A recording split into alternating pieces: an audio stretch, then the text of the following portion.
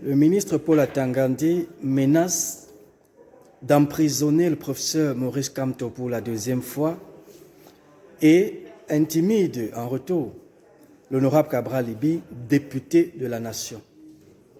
Peuple camerounais, je fais cette vidéo pour donner mon avis dans un premier temps sur cette montée en puissance de la violence dans notre pays, orchestrée par des discours haineux et des discours à caractère tribal qui sans doute sont vénérés par ce régime RDPC qui, depuis bientôt plus de 43 ans, a réussi à diviser le peuple camerounais dans son ensemble afin de s'éterniser au pouvoir au mépris flagrant des lois de la République, en l'occurrence la Constitution, le code électoral, le code pénal et la marginalisation de nos différents magistrats à travers le non-respect des lois de la République, y compris les décisions de justice qui sont en retour prises au nom du peuple camerounais par certains magistrats qui, en ce moment donné, dans notre pays, font leur travail malgré cette dictature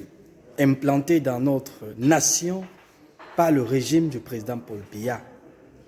Je voudrais sans doute, en tant que Camerounais, donner mon avis sur deux faits d'actualité récente.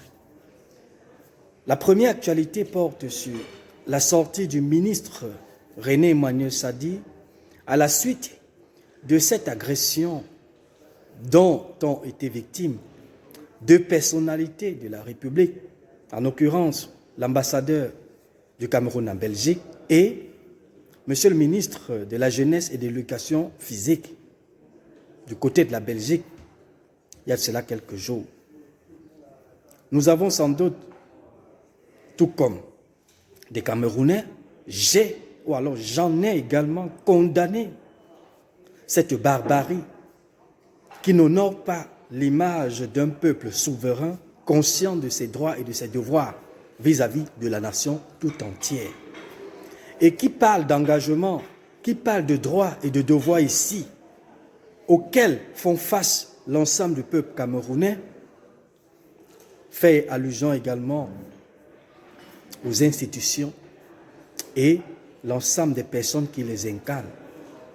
Même si en retour, on n'est pas d'accord avec la malgouvernance, même si en retour, le peuple camerounais dans son ensemble en a marre du régime en place qui a passé des décennies à piétiner les lois de la République, à violer les lois, à piétiner le peuple camerounais au plus profond de lui, dans l'objectif de s'éterniser au pouvoir. La sortie du ministre René Emmanuel Sadi, comme je l'ai dit, dans un communiqué signé le 4 mars, je l'ai d'ailleurs publié sur mes différentes pages Facebook, tout en présentant l'indignation du gouvernement à travers le porte-parole du gouvernement qu'est René Emmanuel Sadi. Je vous lis exactement quelques points précis qui justifient entre autres ma sortie de ce jour et qui viennent tout simplement renchérir et encourager davantage le peuple camerounais à se sentir marginalisé et méprisé par le gouvernement en retour. Écoutez le ministre René Emmanuel Sadi.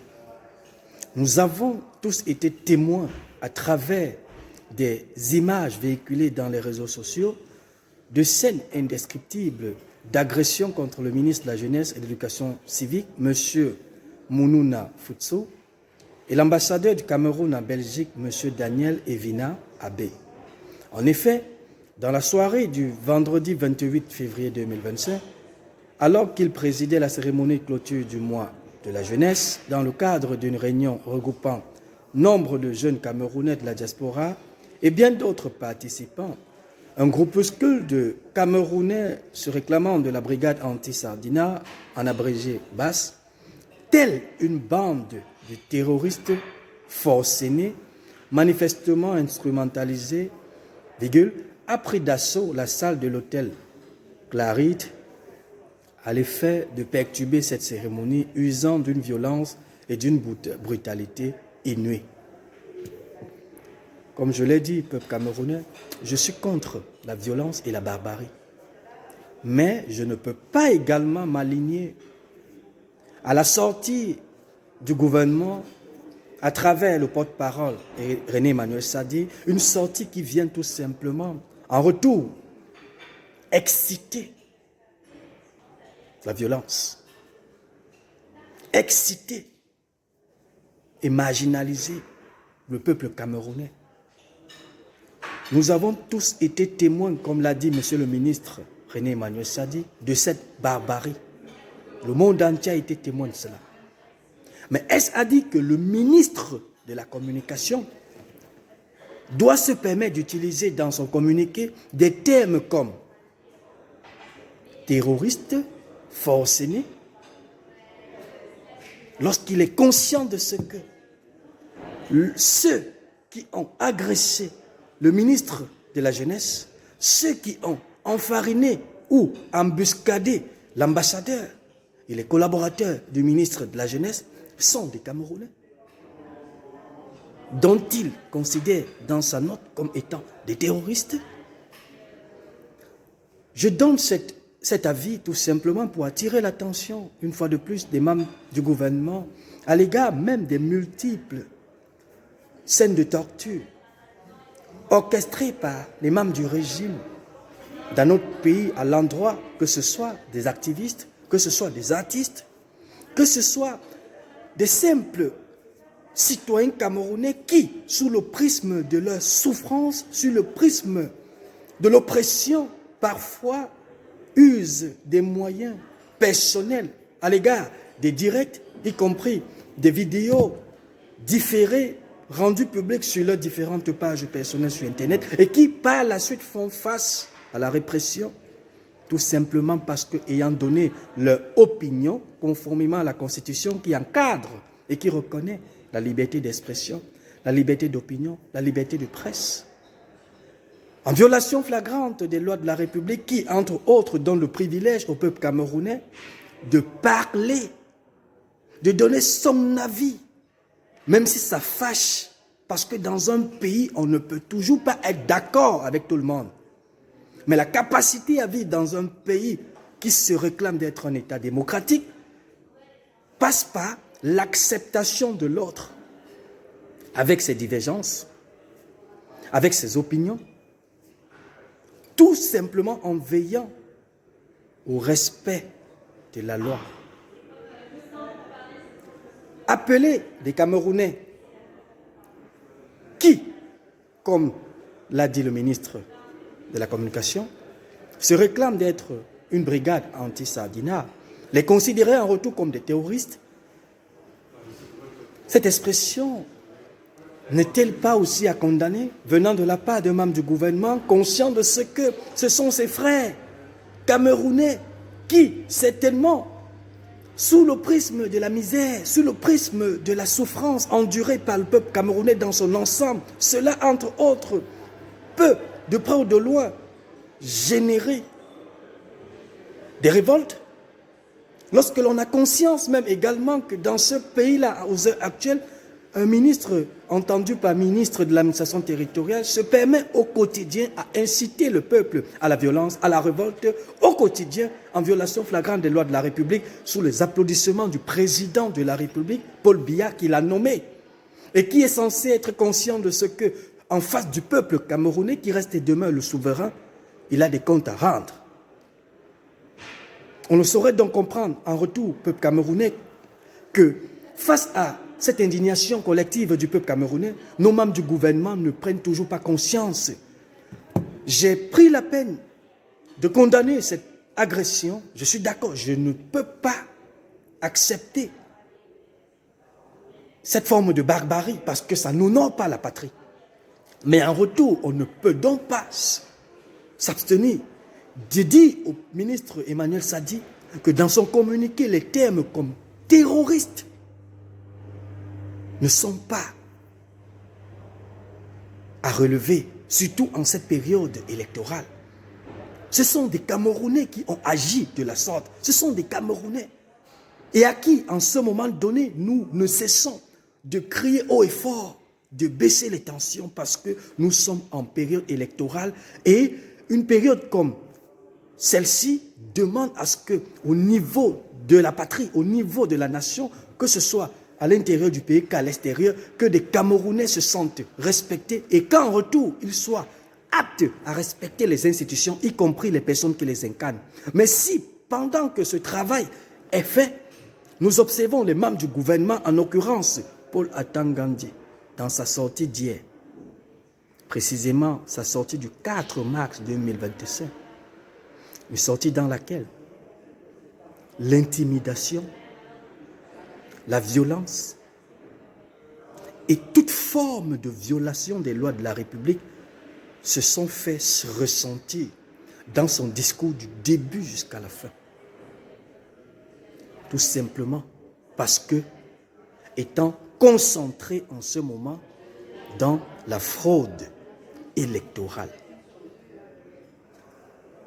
Je voudrais tout simplement, encore une fois de plus, peuple camerounais, me désolidariser de cette sortie du ministre Paul Atangandi à l'égard de ce que tout Camerounais, quel que soit le lieu où il vit, en principe, après avoir écouté, entendu parler le ministre de la Communication hier, à travers son point de presse, en ce moment donné, a tous les pleins pouvoirs de se désolidariser de ce genre de langage dont on a observé de la part du MINAT et qui vient tout simplement s'ajouter à plusieurs langages malsains, orduriers et irrespectueux orchestrés par le MINAT et ses collaborateurs proches, puisqu'en réalité, comme je l'ai toujours dit dans mes différentes sorties peuple camerounais, tous ceux qui sont autour du MINAT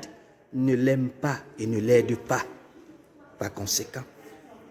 Et en retour, constitue un danger pour le peuple camerounais, un danger pour l'intégrité et la paix dans le pays. Le président Paul Biya, malgré son silence, tout comme un adage a eu raison d'affirmer que qui ne dit rien consent. On peut ensemble justifier et attester en retour que le chef de l'État, Paul Biya, est de connivence parfaite avec son ministre de l'administration territoriale, malgré toutes les multiples dérapages orchestrés par ce ministre dans notre pays et qui, entre autres, aujourd'hui, reste et demeure indéniable. On peut bien citer, entre autres, les 6000 morts enregistrés du côté du Nozo à l'égard d'une guerre qui pouvait être anticipée, à l'égard d'une guerre qui pouvait être résolue depuis bientôt longtemps et d'empêcher que le sang continue de se verser dans ces deux régions du Sud. Mais hélas, malheureusement, on a face à nous un ministre de l'administration territoriale qui, sans doute, s'est décidé, depuis qu'il est nommé à la tête du ministère de l'administration territoriale, à user de la force vis-à-vis de toute situation, même si celle-ci, c'est-à-dire cette situation, peut engendrer des troubles et l'instabilité sociale. On peut citer, outre les 6000 morts, plus de 6000 morts enregistrés dans le Nozo, on peut citer les multiples sorties du MINAT dans lesquelles il emploie des termes forts, notamment moulinex, condiment, dont il essaye de faire des comparaisons, plaçant un peuple camerounais souverain comme étant de la merde. On peut entre autres citer les multiples violations des lois de la République orchestrées par son attitude à ne pas respecter les décisions de justice.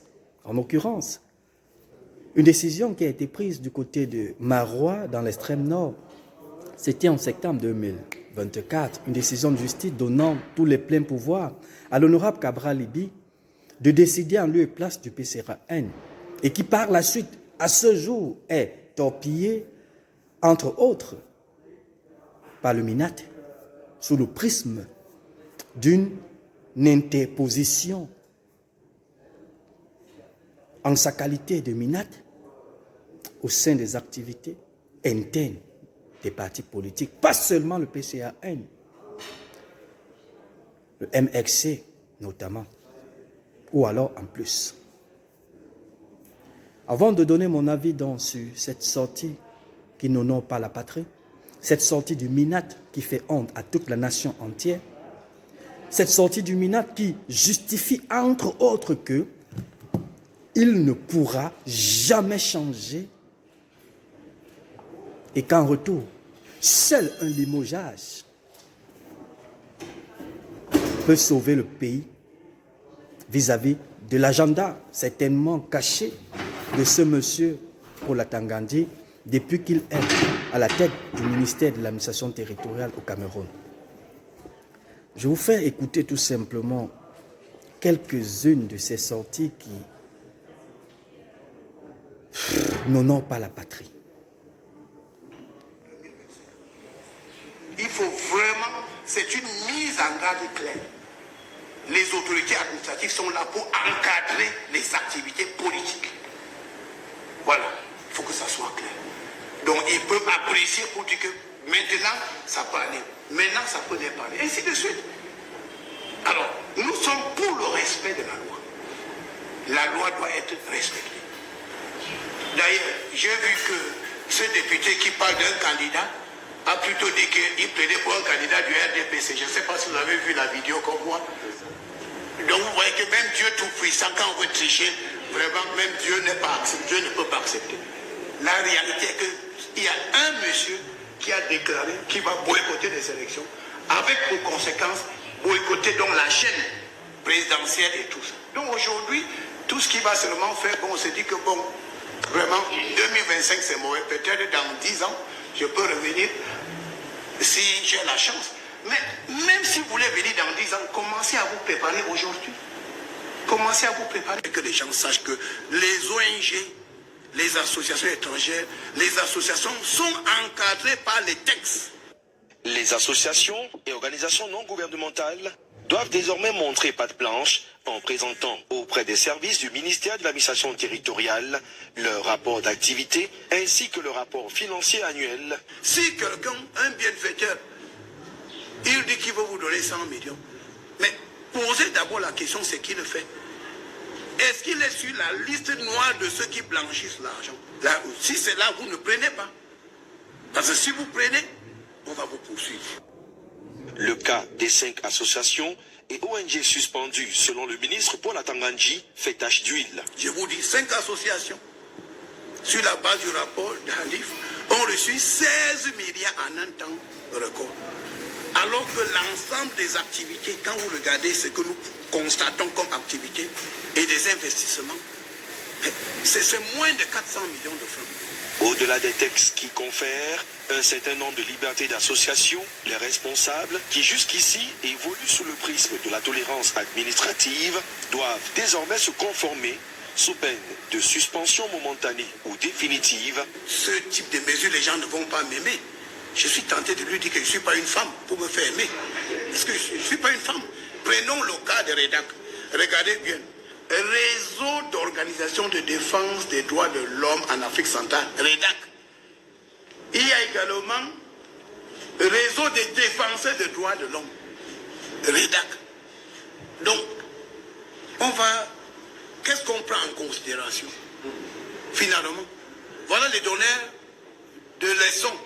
Le délai du 30 janvier 2025 court encore, y compris pour les associations religieuses concernant les églises dites de réveil. C'est le monde entier qui lutte contre le blanchiment d'argent et le financement du terrorisme. C'est le monde entier. Rappelez-vous de cette phrase du président Paul Biya parlant du terrorisme. En menace globale, riposte globale. À l'endroit des conducteurs de mototaxis récalcitrants et autres camionneurs, je voudrais vous dire que le maintien de l'ordre, il faut bien le comprendre, c'est le moulinex. Et les malfaiteurs, pour nous, c'est des condiments. Lorsque lorsqu'on met les arachides, le njang sans lait, dans le moulinex, c'est la pâte qui en sort. Il faut bien le retenir. C'est une caricature. Mais c'est un avertissement sévère contre les agresseurs et les bandits de grand chemin qui ont infiltré le métier de mototaxi, qui refusent de se faire identifier, ou les camionneurs qui ont pris l'habitude de bloquer la chaussée au nom d'une quelconque revendication. Et je veux le redire une fois de plus, je dis bien que le maintien de l'ordre, c'est le moulinex. Les malfaiteurs, les agresseurs, les terroristes et ceux qui complotent contre les institutions républicaines sont les condiments. Et lorsque les condiments entrent dans le moulinex, c'est la pâte qui en sort. J'espère me faire bien comprendre. En d'autres termes, ceux qui tenteront de défier les institutions républicaines vont se heurter à la rigueur de nos lois. Ce sont les lois de la République. Les lois, là, elles sont dures, mais elles restent des lois qui doivent être respectées. L'identification est désormais obligatoire pour les conducteurs de mototaxi. Et dès le 30 octobre 2023, force restera à la loi. S'agissant des opérateurs économiques qui importent ou vendent des mototaxis, il leur est désormais interdit de vendre une seule moto sans l'immatriculer ou sans identifier l'acheteur. Les opérateurs qui exploitent 5, 10, 50, voire jusqu'à 100 motos ont désormais l'obligation d'identifier leurs conducteurs. Les fiches d'identification sont par la suite déposées auprès du sous-préfet et du maire d'arrondissement. Je dis une fois de plus, les contrevenants vont se heurter à la rigueur de nos lois. Nous voulons un environnement sécurisé et pour cela, il faut des transporteurs responsables et clairement identifiés. Également, il y a un ministre dans ce pays qu'on appelle ministre de l'administration territoriale qui décide que la constitution n'est rien, la loi n'est rien, tout ce que vous venez de dire là n'est rien. Lui, il est je sais pas, dans les héros de bande dessinée, celui qui saccage tout, Zorro, qui décide. Non, Zorro, même quelqu'un de fin, c'est un justicier. Je sais pas, il faut trouver quelqu'un de plus sombre. Donc, voilà, lui, il décide que tel est et tel n'est pas. Il dit à qui il veut l'entendre que je vais le détruire, je vais l'éteindre. Mais j'ai envie de lui demander qu'est-ce que je vous dois, monsieur. D'abord, je parle rarement de lui parce qu'il n'y a pas grand-chose à dire de lui ou de son travail. Donc, même à l'Assemblée. Donc qu'est-ce que je vous dois? Qu'est-ce que vous me devez? Quel problème on a? J'ai appris l'autre jour dans l'interview, je l'ai faite sur le canal de M. Tonga. M. Tonga me dit oui, nous avons appris de l'entourage de M. Kona que c'est M. Atangandji qui vous a recommandé à la tête du PCN. J'ai dit mais c'est pas possible. Donc eux ils se connaissaient depuis c'est pas trop, et de tous les partis politiques c'est seulement celui-là pour aller le chercher à Guidigis qui m'a recommandé, mais c'est absolument ridicule. Donc nous savons aujourd'hui que apparemment Cabral Libi dérange et que dans leur faction qu'ils ont dans le régime et les gens qui se préparent à prendre le pouvoir, apparemment Cabral Libi doit être écarté de la voie de certaines personnes, doit être écarté du chemin de certaines personnes, et c'est pour cela qu'on fait ça. C'est aussi simple que ça. Je vous fais écouter aussi la sortie du professeur Maurice Kamto allant dans le même sens. En 2025, s'ils essayent, ça prendra ce que ça prendra. Les survivants arrangeront le pays. Le mouvement pour la renaissance du Cameroun récemment déclaré non grata dans les régions de l'extrême nord et du sud pour motif de risque d'affrontement. Un risque d'affrontement. Mais d'affrontement de qui et avec qui? Nous ne demandons rien. Nous ne demandons aucune faveur. Nous demandons le respect et l'application stricte des lois de la République. Face à ce refus des autorités de voir le MRC organiser un meeting à Ebolova ou à Marois, le président national de ce parti s'interroge. Qui leur a dit que l'extrême nord leur appartenait, que le sud leur appartenait? Ce sont des parties de notre nation. Et nous y exercerons nos droits. Qu'ils le veuillent ou pas, que cela leur plaise ou pas. ils ne perdent rien pour attendre, car quand viendra le moment de déployer nos activités, je peux les assurer que nous les déploierons. Alors, nous les déploierons, quel que soit ce qu'ils feront. Parce que s'ils veulent justement qu'on passe par des cases que nous voulons à tout prix éviter, que nous essayons d'éviter depuis 10 ans, alors croyez-moi, on ira. L'homme politique va plus loin en signalant qu'après un long temps de patience, la réaction de son parti face à de telles interdictions sera désormais prompte. Alors ça suffit. Je vous le dis avec le plus grand calme. En 2025, s'ils essayent, ça prendra ce que ça prendra. Les survivants arrangeront le pays. Pendant près de 2 heures... Alors, si je peux m'arrêter jusqu'ici et donner mon avis sur ces différents dérapages du MINAT pour la Tangandi, on peut donc comprendre, peuple camerounais, qu'en ce moment donné, ce monsieur est un problème pour la stabilité de la nation, pour la paix sociale, à l'égard des multiples discours à caractère violent qu'il ne cesse de présenter dans toutes ses sorties médiatisées, premièrement. On peut donc sans doute reconnaître ici que le MINAT, en ce moment donné, est cette personne-là qui, au sein du gouvernement, certainement, est poussée en avant pour distraire le peuple, premièrement. Deuxièmement, pour trouver des alibis dans la manipulation afin d'orchestrer la disqualification des personnalités d'hommes politiques ou alors des partis politiques qui, en ce moment donné, intéressent le peuple. Ceci dans l'objectif de maintenir le président Paul Biya au pouvoir, malgré son grand âge, et de continuer à violer les lois de la République comme ils ont tant fait pendant plus de 43 ans, au détriment d'une nation qui se veut en construction. Lorsque je reviens sur la sortie du MINAT d'hier, dans laquelle il se permet de nouveau à promettre le pire au professeur Maurice Kamto à travers un discours malsain, un discours ordurier, un discours villageois qui, entre autres, ne saurait se qualifier comme étant un discours qui relève du ministère de l'administration territoriale, parce que, je vous l'ai toujours dit, peuple camerounais, le ministère de l'administration territoriale est considéré comme le ministère de l'Intérieur dans les pays qui se respectent. Alors, dans ces ministères en question, dans un ministère de l'Intérieur, on retrouve des personnalités qui savent s'adresser au peuple avec respect, sans mépris. On retrouve des personnalités qui respectent les lois de la République. Il est question en ce moment donné de noter l'absence d'Elekam vis-à-vis de ses responsabilités, conformément aux dispositions prévues par le Code électoral.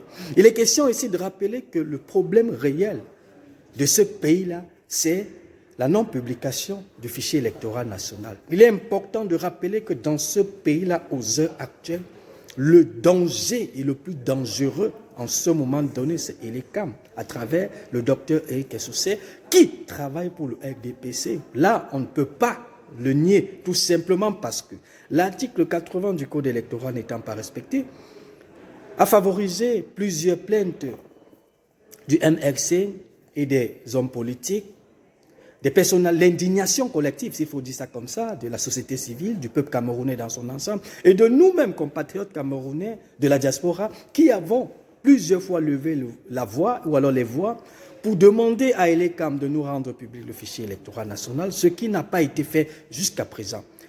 Ce faisant, lorsqu'on observe le MINAT faire une sortie, au lieu de venir constater avec le peuple camerounais que l'instabilité ou alors une éventuelle instabilité dans notre pays pourrait survenir au cas où une élection qui se prépare en octobre 2025 s'aborderait de façon frauduleuse, au mépris de la loi, qui établit que toute élection présidentielle se veut libre, impartiale, transparente, dans le strict respect des lois de la République. Éric Assoussé n'a pas rendu public le fichier électoral national. De quelle élection préparons-nous? Il s'agit de quelle élection alors? Vous demandez au peuple camerounais d'aller s'inscrire sur les listes électorales, ils s'en vont.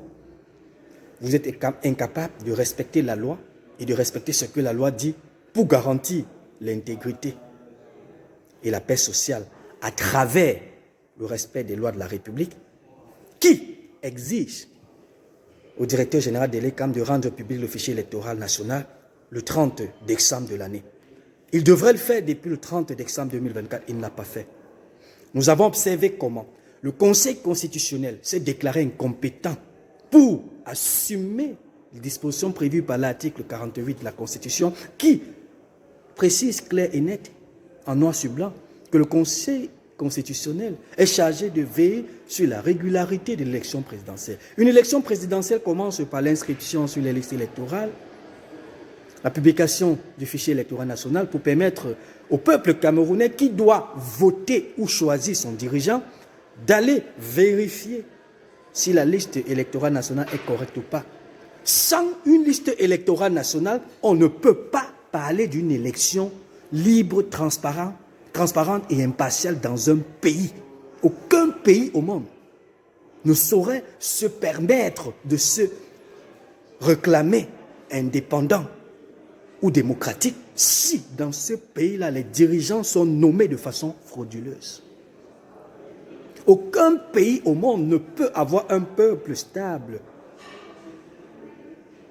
qui aime ses dirigeants si dans ce pays-là, les dirigeants qui existent à la tête de l'État sont frauduleusement élus. Ça ne se fait pas. Ce genre de pays est un pays instable dans lequel, de temps à autre, il y a des révoltes de toutes sortes. On a vu le Premier ministre effectuer des sorties à sa façon pour calmer les tensions.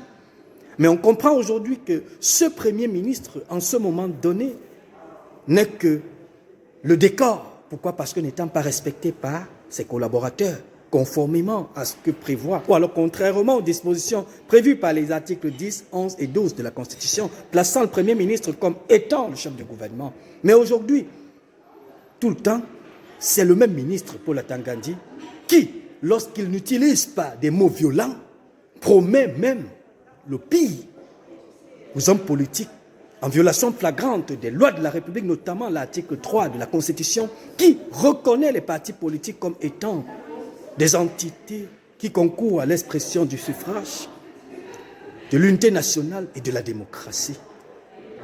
On observe un ministre de l'administration territoriale qui continue d'œuvrer, d'user des moyens non républicains. Transparency International nous a mis en garde et a mis en garde l'ECAM, le Conseil électoral et le RDPC à l'égard des faux observateurs internationaux qui sont allés récupérer pour venir surveiller l'élection de 2018, utilisant la CIA TV pour faire passer de l'imposture et les esbroufs. Nous sommes en 2025 et l'ECAM, le même l'ECAM ne veut pas rendre public le fichier électoral national. Et comme Atangandi est celui-là qui est toujours envoyé vis-à-vis du peuple camerounais pour manipuler et laisser passer l'imposture, en ce moment donné, met à mal notre unité nationale, notre intégrité et la paix de notre nation. Raison pour laquelle j'en attire l'attention de l'opinion nationale et internationale, y compris en particulier des organisations internationales en charge des droits fondamentaux et libertés fondamentales du citoyen, quel que soit le lieu où il vit dans le monde entier, à pencher un regard assez important et très très précis sur notre pays pour qu'enfin les conséquences qui surviendront, si jamais les actes posés par ce régime génèrent des conséquences dans notre pays, tout comme cette guerre anglophone qui ne cesse de continuer avec un régime amorphe, avec un régime qui ne sait que utiliser la violence pour gouverner, afin que nul n'en ignore qu'en tant que Camerounais, quelque part et un jour, nous avons levé notre voix pour anticiper certaines choses. Je condamne avec la toute dernière énergie la sortie du MINAT en date du 4 mars 2025, adressée aux hommes politiques, à la nation tout entière, en général. Je suis Fernand Tech, à bientôt. Ciao.